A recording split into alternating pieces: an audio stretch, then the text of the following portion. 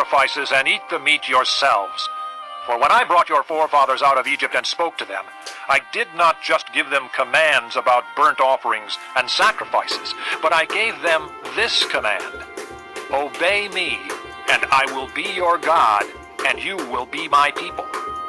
Walk in all the ways I command you, that it may go well with you. But they did not listen or pay attention. Instead, they followed the stubborn inclinations of their evil hearts. They went backward and not forward.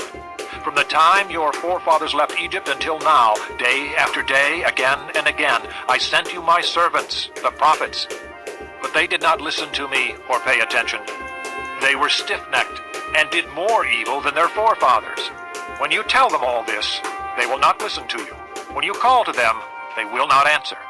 Therefore say to them, this is the nation that has not obeyed the Lord its God or responded to correction. Truth has perished, it has vanished from their lips. Cut off your hair and throw it away. Take up a lament on the barren heights, for the Lord has rejected and abandoned this generation that is under his wrath. The people of Judah have done evil in my eyes, declares the Lord. They have set up their detestable idols in the house that bears my name and have defiled it. They have built the high places of Topheth in the valley of Ben-Hinnom to burn their sons and daughters in the fire, something I did not command, nor did it enter my mind. So beware, the days are coming, declares the Lord, when people will no longer call it Topheth or the valley of Ben-Hinnom, but the valley of slaughter. For they will bury the dead in Topheth until there is no more room. Then the carcasses of this people will become food for the birds of the air and the beasts of the earth, and there will be no one to frighten them away. I will bring an end to the sounds of joy and gladness, and to the voices of bride and bridegroom in the towns of Judah and the streets of Jerusalem, for the land will become desolate. Chapter 7. This is the word that came to Jeremiah from the Lord. Stand at the gate of the Lord's house, and there proclaim this message. Hear the word of the Lord, all you people of Judah who come through these gates to worship the Lord. This is what the Lord Almighty, the God of Israel, says. Reform your ways and your actions, and I will let you live in this place.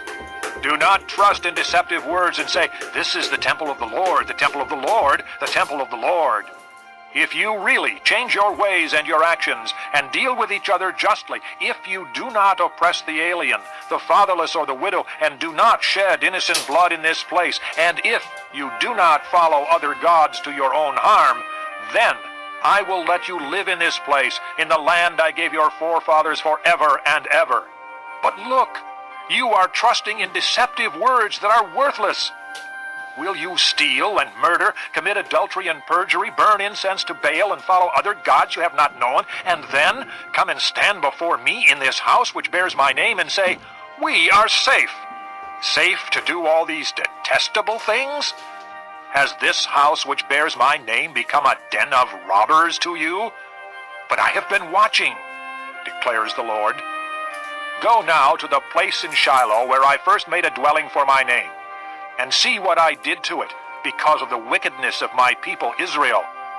While you were doing all these things, declares the Lord, I spoke to you again and again, but you did not listen. I called you, but you did not answer. Therefore, what I did to Shiloh, I will now do to the house that bears my name, the temple you trust in, the place I gave to you and your fathers. I will thrust you from my presence, just as I did all your brothers, the people of Ephraim.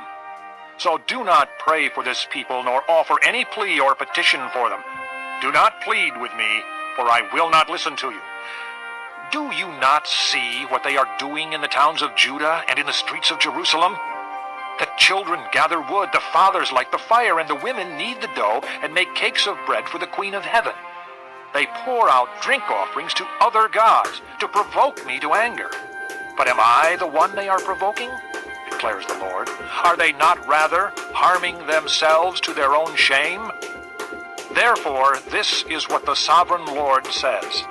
My anger and my wrath will be poured out on this place, on man and beast, on the trees of the field, and on the fruit of the ground, and it will burn and not be quenched.